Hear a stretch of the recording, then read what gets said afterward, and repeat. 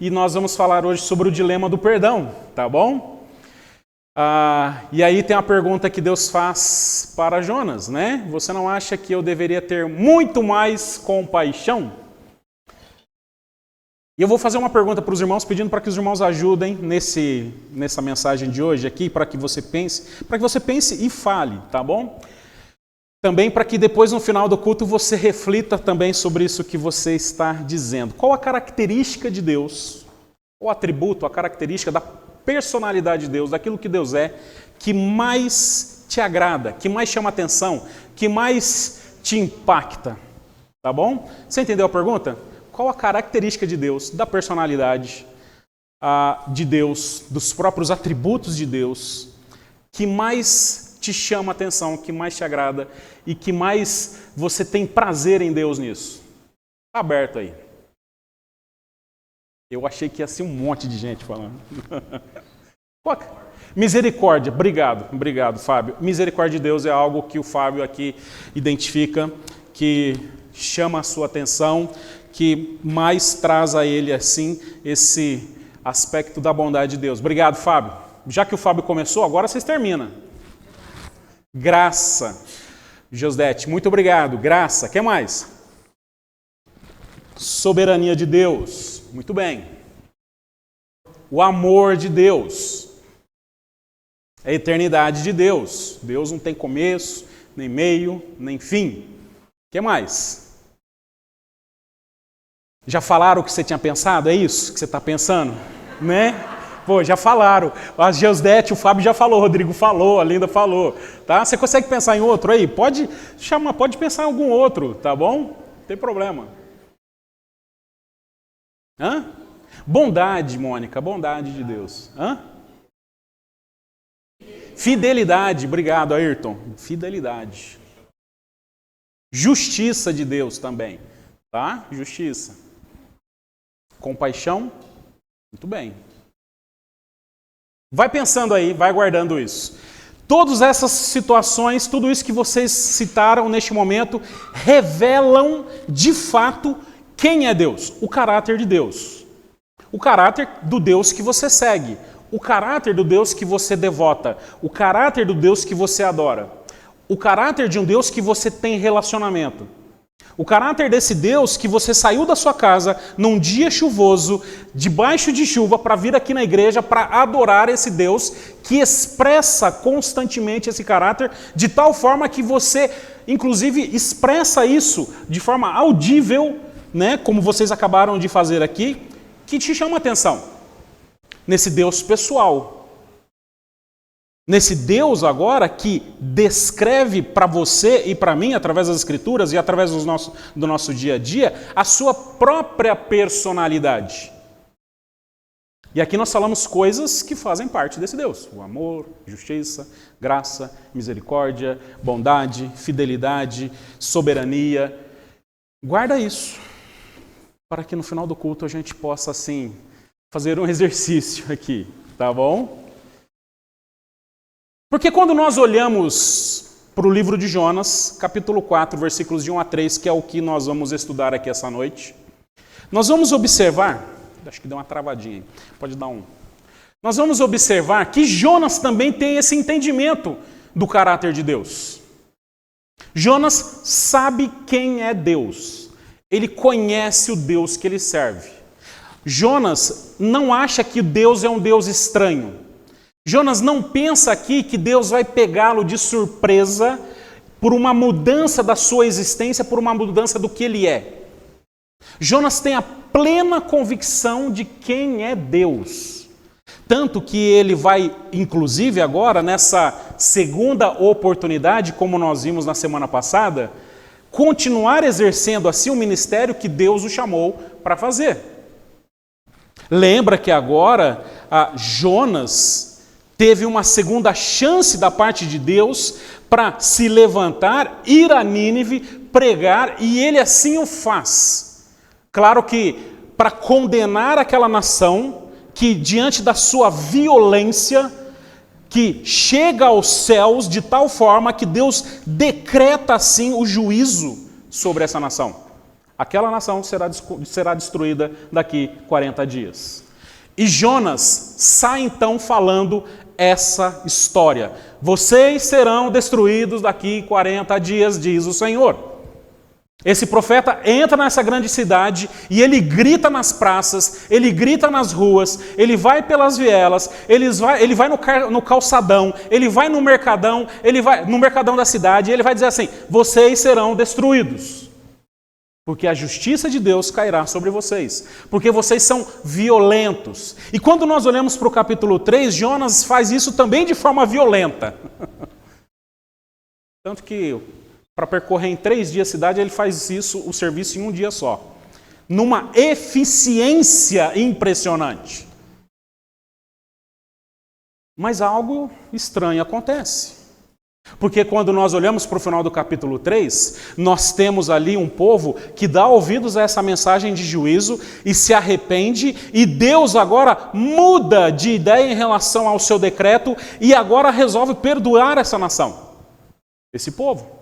Não é à toa que, por exemplo, quando nós vemos lá no Novo Testamento, o Senhor Jesus vai citar essa geração que ouviu a mensagem de Jonas, que irá julgar aquela geração que não ouviu a mensagem de Jesus, que são incrédulos. E ele vai fazer essa comparação. Essa geração de Nínive recebeu a graça e a misericórdia de Deus. Nós vimos na semana passada que essa ação de Deus, que agora faz um decreto de destruição, também decreta a absolvição e o perdão para com esse povo. De forma justa. Porque Deus é justo. Não só isso, mas nós vemos também que Deus opera o arrependimento na vida das pessoas. E o mérito aqui não está agora nessa nação que se arrepende, mas o mérito é sempre de Deus, que promove o arrependimento na vida de pessoas. Esses ninivitas não podem se orgulhar dizendo assim: está vendo como nós somos especiais? Nós nos arrependemos a tempo e nós não fomos destruídos. Não! Eles entendem que agora eles são alvos da graça de Deus, da misericórdia de Deus, de tal forma que produziu em seus corações arrependimento necessário ao ponto de que Deus muda o seu decreto de destruição. O texto, inclusive, vai dizer que o próprio Deus se arrependeu. Claro que Deus não estava fazendo nada de errado para que se arrependesse. Mas simplesmente algumas palavras são difíceis para expressar esse Deus que nós acabamos aqui de expressar, algumas de suas características. E assim encerra o capítulo 3. E assim começa o capítulo 4, quando o profeta agora, que conhece a Deus, sabe quem é esse Deus, senta para ver a ação de Deus. Se os irmãos perceberem, nos versículos de 1 a 3, ele vai dizer assim: mas Jonas ficou super feliz, super alegre com o arrependimento daquela nação e louvou ao Senhor. Vou até tomar uma água aqui. E Jonas deu glórias a Deus pelo arrependimento daquele povo. E Jonas ficou alegre, porque mais uma vez o Deus que ele conhece derrama a sua misericórdia. E Jonas ficou contente, porque agora muitas pessoas levantaram as mãos e com um pano de saco em arrependimento vieram à frente, pediram perdão e se entregaram a Deus agora em arrependimento. E ele ficou feliz com isso. E Jonas ficou muito aborrecido e com raiva. E orou ao Senhor e disse: quem está aborrecido e raiva, ora ao Senhor. Quando você estiver aborrecido e com raiva, claro que você deve orar ao Senhor, mas cuidado com as palavras que você dirige ao Senhor de forma aborrecida e de forma raivosa, porque muito provavelmente sairá dos seus lábios, sairá da sua oração blasfêmias, indignações, coisas que não deveria falar. Mas Jonas é ousado. Jonas conhece a Deus, inclusive ele sabe que esse Deus é misericordioso, porque ele foi misericordioso com ele mesmo. Mas ele diz, ele orou ao Senhor, e ele fala assim: ah, Senhor, ah, Senhor. Não foi isso que eu disse, ainda estando na minha terra? Por isso eu me adiantei fugindo para Tarsis, pois sabia que tu és o Deus bondoso, compassivo, tardio em irar-se e grande em misericórdia, e que mudas de ideia quanto ao mal que anunciastes. Agora, Senhor, peço que me tires a vida, porque para mim é melhor morrer do que viver. Se nós não pensássemos que esse homem é um profeta de Deus, nós diríamos que esse homem é um incrédulo, não é um crente. Ainda bem que Jesus cita ele lá no Novo Testamento e a gente entende que esse homem, se arrependeu aqui disso tudo. Mas essa oração reflete aquilo que está no coração dele e reflete justamente esse Deus que ele conhece.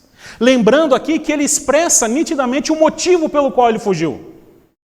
Ele vai ser honesto para com Deus, vai dizer assim, por isso que eu fugi. Agora, sabe por que eu fugi, meu Deus? Sabe por isso que eu fugi lá no capítulo 1 do Senhor? Porque eu sei quem é o Senhor. Eu sei quem é o Senhor. Porque o Senhor usou de misericórdia, e isso é descrito, por exemplo, em 2 Reis capítulo 14, versículos de 23 a 29, quando Jonas também exerce o seu ministério diante do rei Jeroboão, e que agora era um rei mau em Israel, e que simplesmente Deus usa esse rei mau para proteger o seu povo. Se você olhar o texto de 2 Reis, capítulo 14, versículos de 23 a 29, fala desse rei do norte, o rei de Israel, que simplesmente, como os outros reis de Israel, foram reis maus aos olhos do Senhor. Mas mesmo assim, Deus usa de misericórdia para com o seu povo.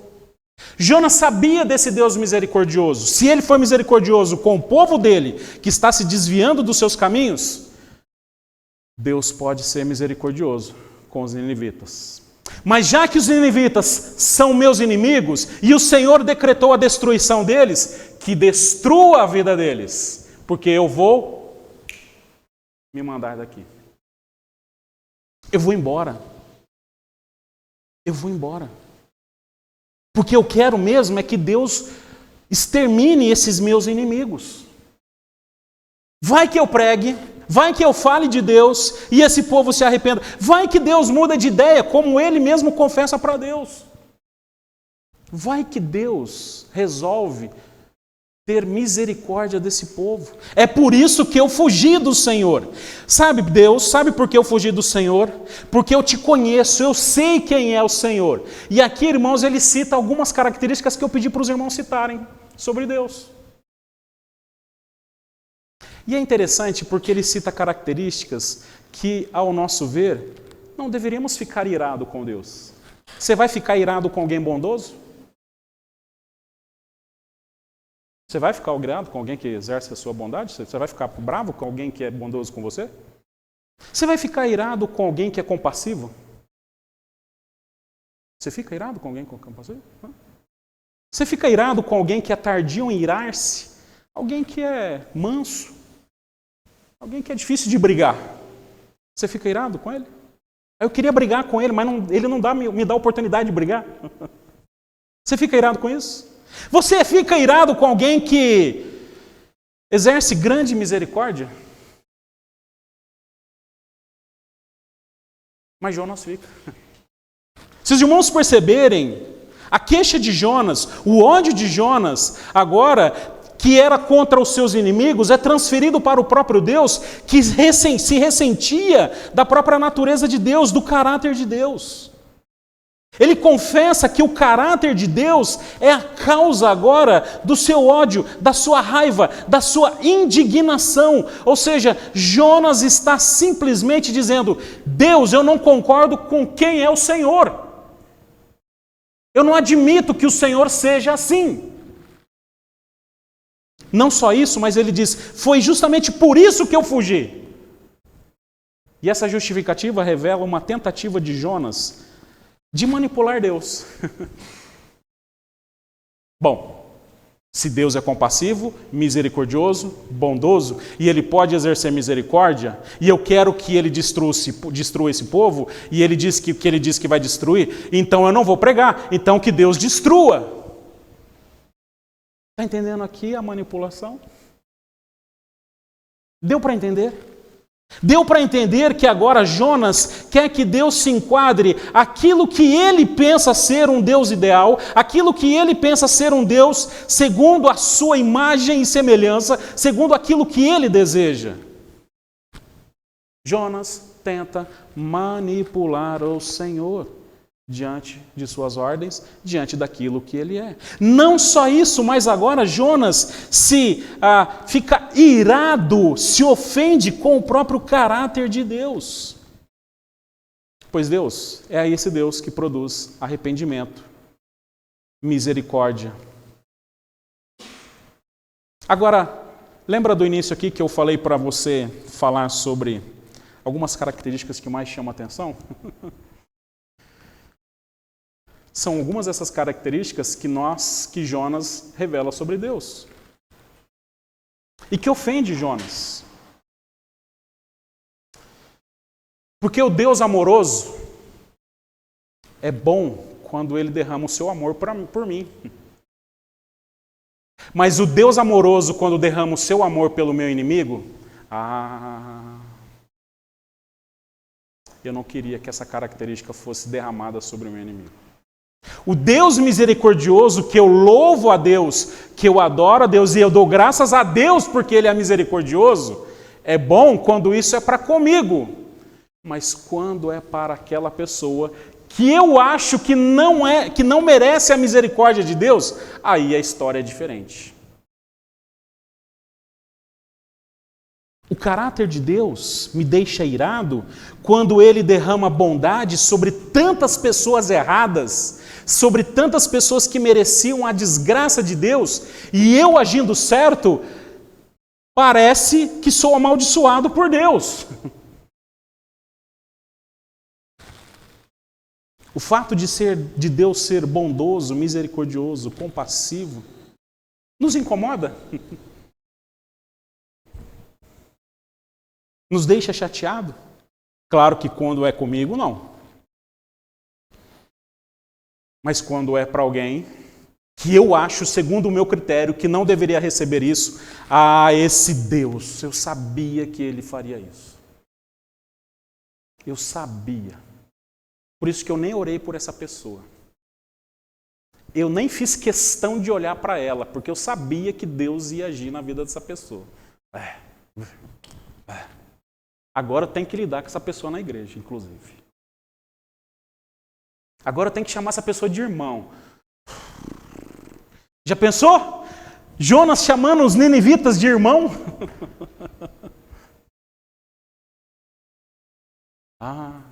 Isso me incomoda. Isso me incomoda. Isso me deixa realmente com raiva. Isso realmente me deixa de uma forma irada. E aí eu tento, de alguma forma, como Jonas aqui descreve e tentou fazer isso, manipular Deus. Para que Deus não seja ou não exerça aquilo que Ele é. Aquilo que faz parte do caráter de Deus. Queridos irmãos, nós estamos lidando com Deus que é onipotente, que é onipresente, que é soberano, que é amor. E Ele não vai limitar o exercício do seu caráter, da sua pessoa, gostando eu ou não. Esse é o Deus que nós cremos. Deus não vai ser manipulado por mim e por você, por gostar desse Deus ou não. Então não vou dar mais meu dízimo também. Nem vou mais falar de Deus. Agora nem vou mais para a igreja também, porque esse Deus não fez conforme eu imaginava. Mas quando Ele agiu de misericórdia para com você, tudo bem, certo? Tudo bem? Quando Ele foi bondoso com você, glória a Deus. Maravilha, Senhor Deus. Receba, irmão. Glória a Deus. Mas quando Ele exerce com outro que você acha que não deveria, você fica irado com esse Deus. E eu tento manipular, ludibriar Deus, tento fazer esqueminhas para com Deus. Cuidado, irmãos. Não tentem manipular o nosso Deus. É interessante porque nós tentamos manipular Deus quanto ao nosso pecado, inclusive. Às vezes minha vida espiritual, eu dou aquela relaxada na minha vida espiritual, eu me afasto do meu convívio cristão na igreja, eu me afasto de Deus, eu oro de vez em quando, eu leio a Bíblia de vez em quando, e aí você sabe que lá no fundo a tua vida espiritual está uma bagunça. Ao invés de se arrepender, que é o tema que nós estamos falando, pedir perdão, reconhecer o seu erro e voltar para Deus, aí o tempo fecha na minha vida, algo de ruim acontece, e o que eu faço? Deixa eu correr de novo ler a Bíblia, deixa eu correr de novo orar, deixa eu voltar para a igreja, deixa eu dar meu dízimo de novo, porque, olha, fiquei desempregado, olha, estou doente, olha, aconteceu isso, olha, você está entendendo aqui a malandragem da manipulação? Ao invés de simplesmente dizer, Deus, me perdoe, porque eu estou longe do Senhor. Eu estou arrependido disso. Deus, eu quero que o Senhor me ajude, em nome de Jesus, restaurar a minha vida. Quero ser honesto com o Senhor, porque de fato o Senhor é um Deus poderoso, um Deus soberano, um Deus de amor, um Deus que agora perdoa, e eu peço e clamo o seu perdão sobre a minha vida. Faça isso, ao invés de você tentar manipular o Senhor. Ao invés de você ficar irado com o Senhor. Porque se você olhar no versículo 4, do capítulo 4, Deus responde. Deus responde à oração. E o Senhor disse,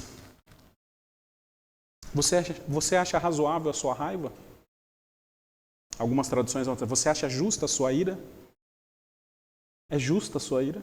E se os irmãos perceberem, inclusive, a palavra usada aqui, o termo usado, é o mesmo que Deus utiliza quando confronta Caim lá no jardim do Éden, não.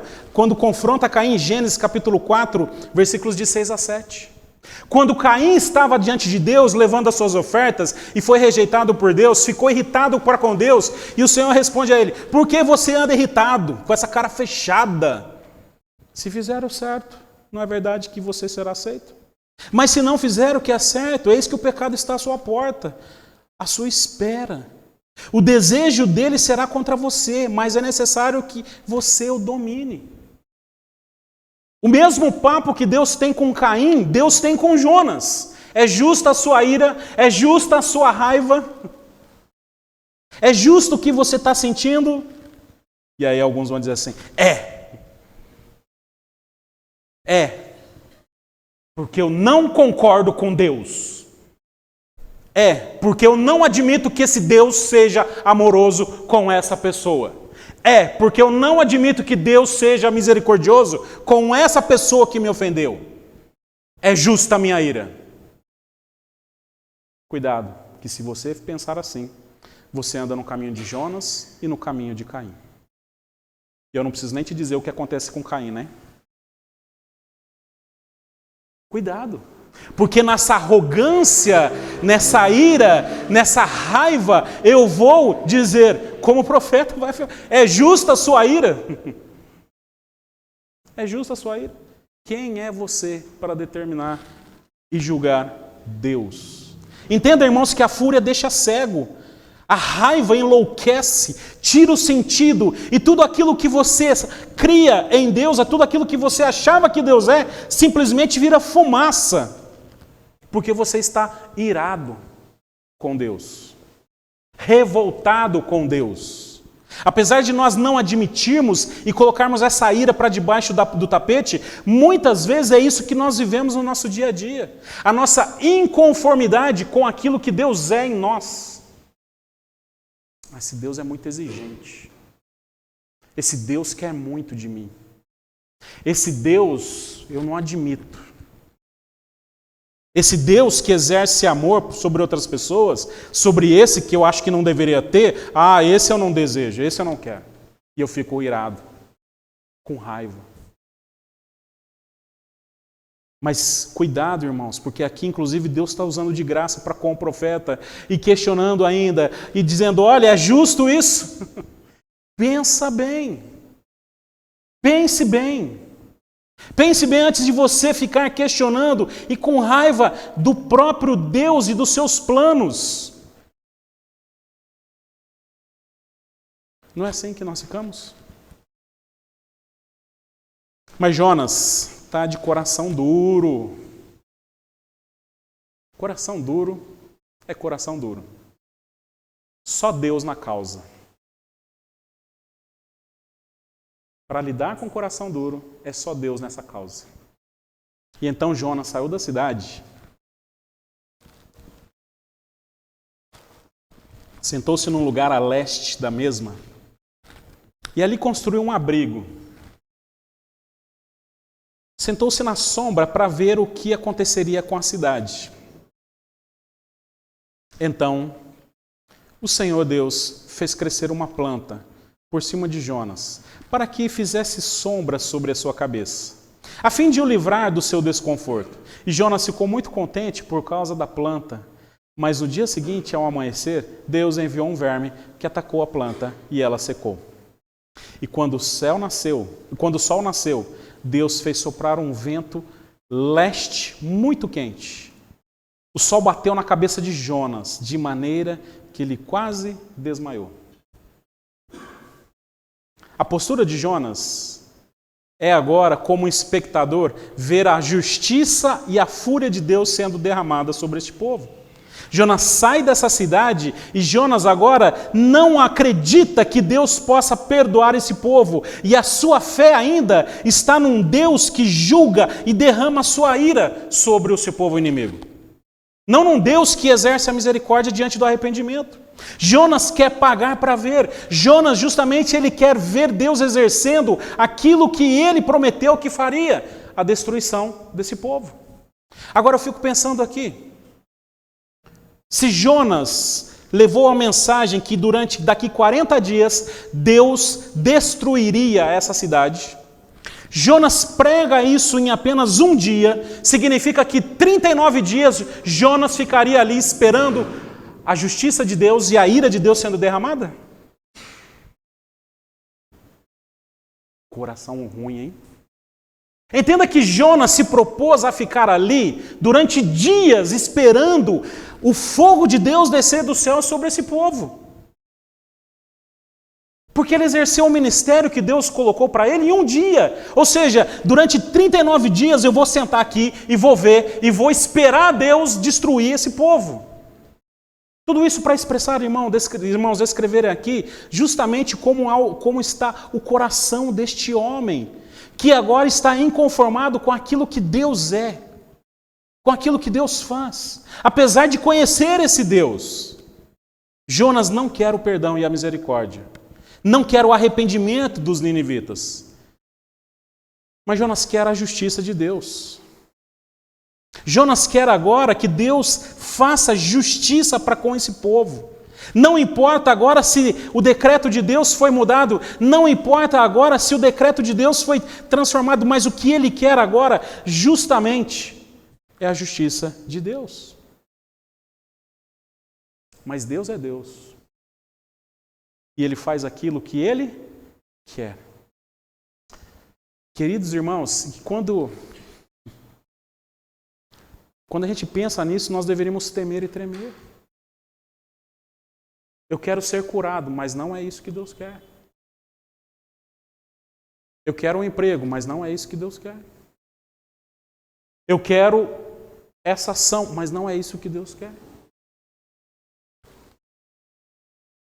Eu quero que Deus, eu oro para que Deus fizesse isso, mas Deus não é isso que eu vou fazer. Dura coisa é crer num Deus assim? Irmãos, é esse Deus que nós tememos e trememos. E agora Deus, numa forma inclusive criativa, faz agora um estudo de caso com esse profeta e faz crescer uma planta do nada. Olha, do nada cresceu essa plantinha, uma suculenta grande. Cresceu lá, um arvoredo de suculenta. Ó, é suculenta, porque suculenta dá no deserto. Tá bom? Tem suculenta no deserto. Eu acho que era suculenta. Certo, Luísa? Não era suculenta lá? Eu acho que era uma suculenta grande. Mas para quem cultiva suculenta sabe que é terrível. Porque basta um pouco mais de coisa, ela já morre. Uma água demais, sol demais, um bicho lá, uma cochonilha, pronto, vai para o espaço. E aí você fica irado. Você fica chateado. Porque a tua planta morreu. Outro dia minha sogra estava em casa, nossa, William, que linda que estão suas plantas. Tinha lá várias flores assim, né? Lá em casa nunca dá esse monte de flor que a sua tá dando. Aí eu falei, para de zóio gordo, velha. Para de ficar olhando. A senhora vai botar zóio gordo na minha planta e a senhora vai me matar. Sai daí. Pior que foi ela que me deu a muda.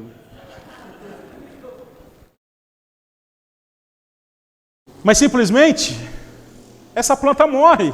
E aquilo que era motivo de graça, motivo de alegria para aquele homem agora, e ele fica contente, aquilo ainda causa mais terror, mais medo, mais ira sobre esse homem. Para ajudar, ainda vem um ventão do meio-dia. E aqui alguns comentaristas descrevem que esse ar quente que vem do leste aqui, justamente é um ar que vem do deserto, e justamente vem sobre a cabeça de Jonas. O sol, sem água, mas ele está ali determinado, esperar ver fogo do céu descer. Eu quero ver fogo do céu. E entenda que Jonas quer manipular Deus mais uma vez, porque ele diz, se o Senhor não fizer isso, eu prefiro morrer. Olha aqui. Se o Senhor não destruir isso, eu sabia que o Senhor faria isso, que o Senhor poderia ser de misericórdia, e se isso não acontecer, eu prefiro a morte.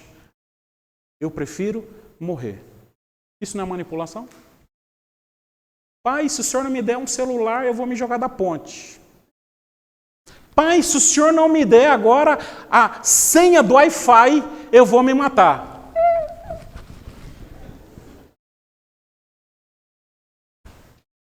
Aí você fala assim, mas não sabe nem se matar.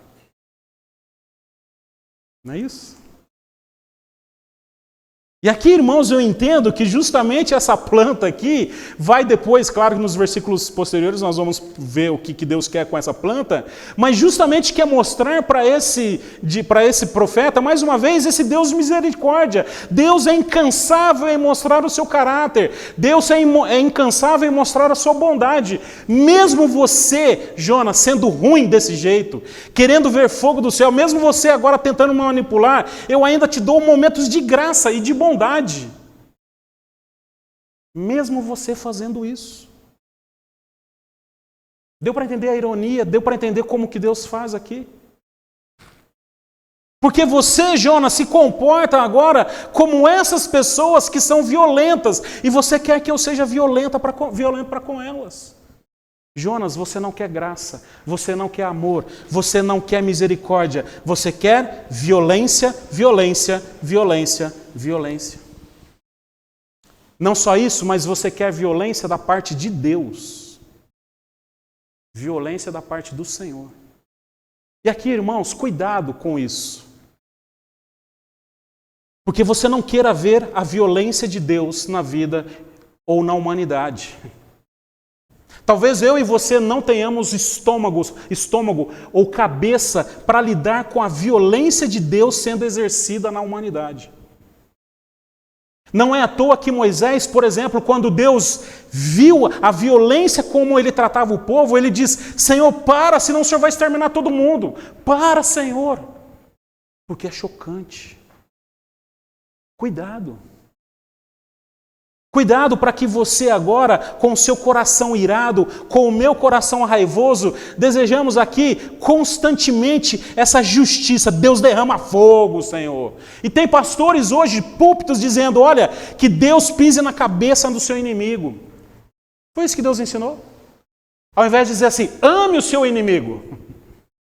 Ore por ele. É isso. Mas hoje pessoas dizem no púlpito, pastores dizendo, não, porque Deus, peça para que Deus destrua os seus inimigos. Tem alguém no trabalho seu inimigo lá? Traga na sua mente agora, faça uma oração imprecatória de tipo daquelas de Salmos e clame ao Senhor a ira de Deus sobre ele amanhã, segunda-feira. Alguns já estão pensando no chefe aí, né? Mas igrejas estão ensinando isso.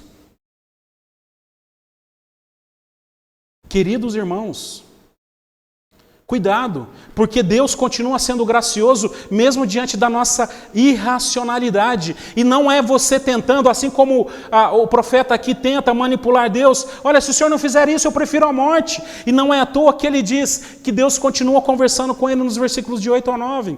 Então pediu para morrer, dizendo, para mim é melhor morrer do que viver. Que declaração pesada isso. Quando ele chega para diante de Deus e diz, Deus, se o Senhor fizer isso, se o Senhor agir assim, se o Senhor for desse jeito, se o Senhor for um Deus de bondade, de misericórdia, de longanimidade, eu prefiro morrer a ver o Senhor agir dessa forma. Eu prefiro a morte a ver o Senhor fazendo isso na vida de inimigos e pessoas que eu odeio. É triste. Queridos irmãos, é triste isso quando nós nos deparamos com uma condição espiritual de coração de um homem que simplesmente conhece a Deus, sabe quem Ele é e fica indignado com esse Deus que ele conhece. E esquece que Deus vai exercer aquilo que Ele deseja. Não é à toa que Deus disse para Moisés, eu sou o que sou.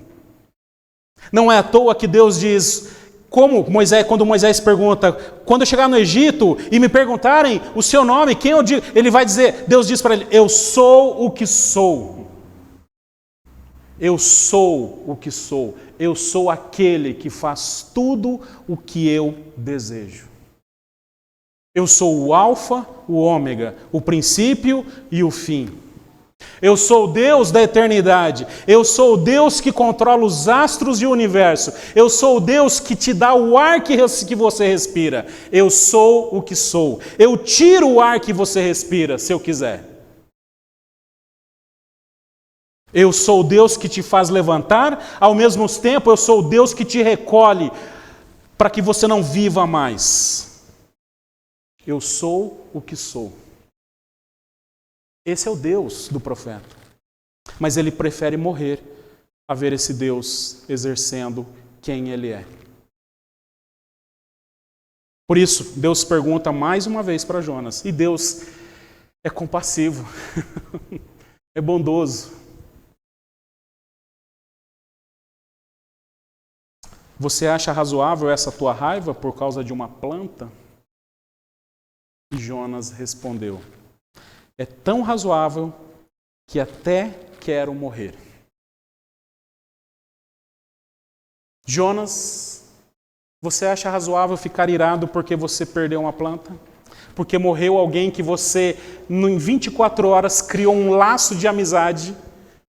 Você acha razoável você ficar irado porque, Jonas, você é apaixonado por suculentas e agora essa suculenta morreu e você agora simplesmente está bravinho porque ela morreu? É razoável isso, Jonas?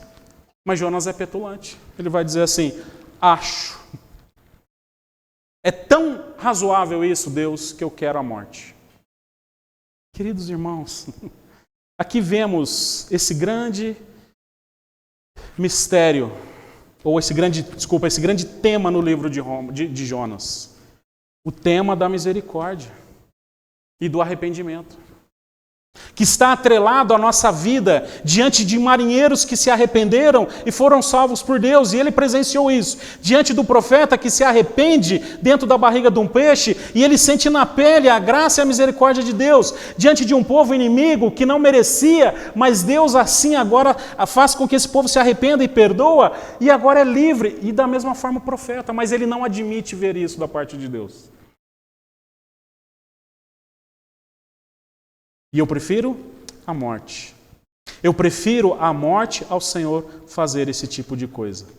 E aqui, irmãos, não é diferente daquilo que nós vemos no nosso dia a dia da igreja. Eu quero fazer uma aplicação para isso, sem dúvida. Onde pessoas preferem viver uma morte longe dos caminhos do Senhor, a estar dentro desse contexto e viver esse Deus que se apresenta. Não é à toa que pessoas muitas vezes começam bem a sua jornada de fé. Creem em Deus, muitas vezes buscam o Senhor, muitas vezes estão até dentro do contexto da igreja, mas com o passar do tempo simplesmente se decepciona, se acha que Deus deveria ser aquilo que eles acham que deveria ser e simplesmente se afastam de Deus. Eu prefiro morrer do que estar na presença de Deus. Eu prefiro ficar longe ao estar na presença de Deus. Eu prefiro entregar o meu corpo para a minha destruição durante 39 dias nesse sol escaldante do que ver Deus junto dos meus irmãos. Essa é a dureza do coração do homem. A minha dureza e a sua dureza. Por isso, irmãos, dê graças a Deus, porque Deus quebrantou o meu e o seu coração. Deu para entender aqui? Se existe uma oração de gratidão que deveríamos fazer, é essa oração onde, Senhor, obrigado, porque o Senhor despedaçou o meu coração, porque o Senhor rasgou o meu coração em arrependimento, porque o Senhor quebrou o meu coração diante do meu pecado, como nós vimos no Salmo 51. Obrigado, Senhor Deus, por isso. Obrigado, porque por causa da dureza do meu coração, eu prefiro a morte do que estar perto do Senhor. Irmãos, isso é terrível. Isso é algo que está no coração do homem. Isso é algo que pode contaminar o nosso coração. E aqui nós estamos falando de um homem que conhece a Deus. Não ache que nós estamos falando de uma pessoa no mundo. Nós estamos falando de ninivitas que não conheciam a Deus, mas de um profeta que sabe quem ele é. Por isso a mensagem de Jonas é: cuidado, coração. Cuidado. Se arrependa. Cuidado com a amargura do que o pecado pode produzir no seu coração. Cuidado com o coração amargo, azedo, diante da sua intransigência insensata, que exige a morte a ver Deus sendo aquilo que Ele é. Chega a ser irracional. Cuidado. Cuidado com o seu coração amargo, azedo. Bom dia. Bom dia por quê? Carrefour, uma vez eu estava assim, né? Bom dia, moça. Bom dia por quê? Esse coração azedo, amargo, enfim. O pecado tem esse poder. O pecado tem esse poder de transformar o nosso coração tão violento, tão amargo, tão enfurecido, que simplesmente eu prefiro morrer a me entregar, a ceder diante de Deus. Mas aqui, irmãos, entenda que essa briga é uma briga perdida.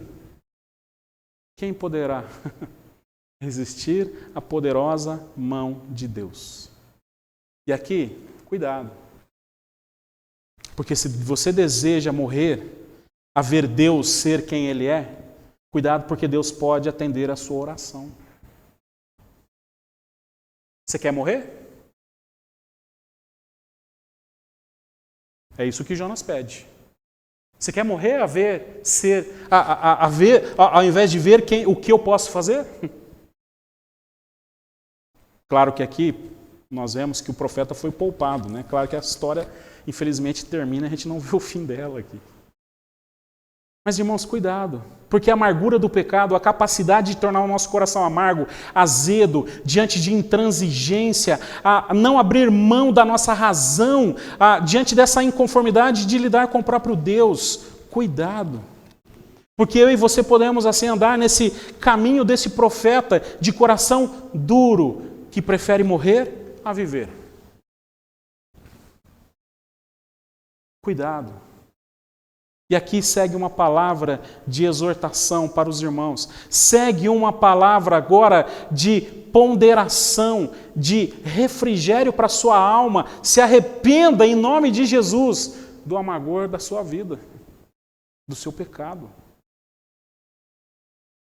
Porque é isso que Deus quer exercer na sua vida. É isso que Deus é. É isso que Deus quer exercer no meio da sua família. Irmãos, eu sei que muitas vezes situações familiares são muito críticas. Eu entendo, sim. Situações de trabalho são terríveis. Coisas que nós vivemos são difíceis demais. Mas não deixe que isso, em nome de Jesus, torne o seu coração tão longe de Deus, de tal forma que você agora não desfrute daquilo, da bondade de Deus, da misericórdia do Senhor. Cuidado. Cuidado. Faz quanto tempo que você não ora pedindo perdão para Deus diante dos seus pecados? Ou você esqueceu dessa oração?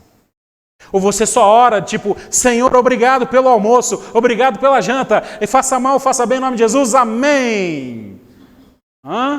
Obrigado, Deus, pelo dinheiro hoje, obrigado pelo salário, obrigado, Senhor, porque eu tenho uma casinha, obrigado, mas faz tempo que você não diz, Senhor, me perdoe, porque eu estou em pecado, me perdoe porque o meu coração está amargo, me perdoe porque o meu coração está afastado, me perdoe porque o meu coração agora deseja, às vezes, até a morte, do que estar na presença do Senhor. Me perdoe. Me perdoe. Para encerrar, Deus, esse Deus compassivo, benigno, longânimo, vai dizer assim para o profeta, e o Senhor disse, você tem compaixão da planta, que não lhe custou nenhum trabalho. Você não a fez crescer. Numa noite ela nasceu e na noite seguinte desapareceu. E você não acha que eu deveria ter muito mais compaixão da grande cidade de Nínive, em que há mais de 120 mil pessoas que não sabem distinguir entre a mão direita e a mão esquerda, e também muitos animais? Jonas, deixa eu te falar uma coisa. Você ficou irritado, chateado por uma planta que eu inclusive fiz crescer, que eu usei de bondade para com você, mas no dia seguinte isso desapareceu. Jonas, você acredita que eu consegui ter misericórdia de você, meu filho? Jonas, você acredita que eu em 24 horas preservei a sua vida? Jonas, você acredita que eu sou um Deus que você conhece, bondoso, compassivo, um Deus de misericórdia, que eu exerci de misericórdia para com você nessas últimas 24 horas? E você não precisou fazer nada disso. Se eu fui misericordioso com você, coração amargo, azedo, que deseja a morte, você acha que eu não vou ser misericordioso com uma grande cidade,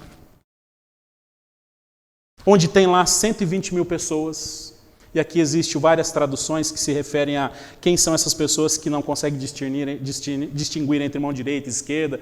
Alguns vão falar que inclusive envolviam crianças e uma série de coisas assim, e que também pode acontecer. Alguns não entendem por que os animais foram colocados aqui nesse sentido, mas há uma intenção de Deus. Deus, olha, Jonas, eu vou ser misericordioso com quem eu desejar.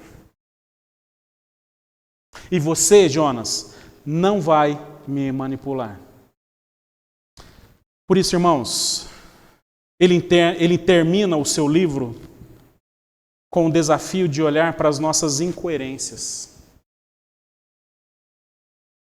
Ele termina o livro de Jonas para justamente colocar em xeque o coração do homem, o coração humano, que precisa agora lidar com a sua hipocrisia e muitas vezes a sua incoerência.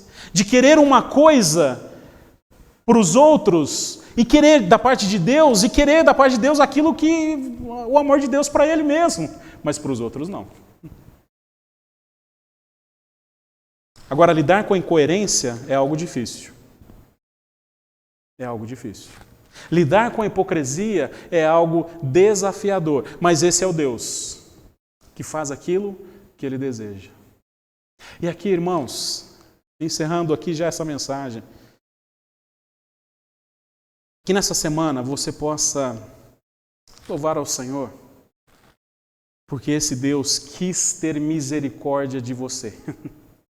Não porque você é bonitinho, não porque você é legalzinho, não porque você tinha algo para oferecer à causa de Deus, mas porque simplesmente, lá na eternidade, antes da fundação do mundo, Deus olhou para você e disse: eu vou salvar aquele ali. Mesmo sem nem antes você imaginar a sua existência, lá Deus determinou, para aquele ali eu vou derramar a minha graça e a minha misericórdia, a minha compaixão. Mas eu não mereço. Não merece mesmo. Que bom que você chegou a essa conclusão. Parabéns. Mas por que Deus fez isso? Não sei, porque Ele decidiu fazer assim. Louve a Deus por isso. Louve ao Senhor por isso. E aqui, irmãos, que em nome de Jesus você possa orar, colocar diante de Deus, para que Deus se apresente a tantas pessoas que você conhece, a tantas pessoas que carecem dessa graça de Deus, e diz, Deus, se revele a essas pessoas em nome de Jesus. Salve essas pessoas. Senhor, salve aquele que na minha imaginação, no meu juízo, eu acho que nem ele merece.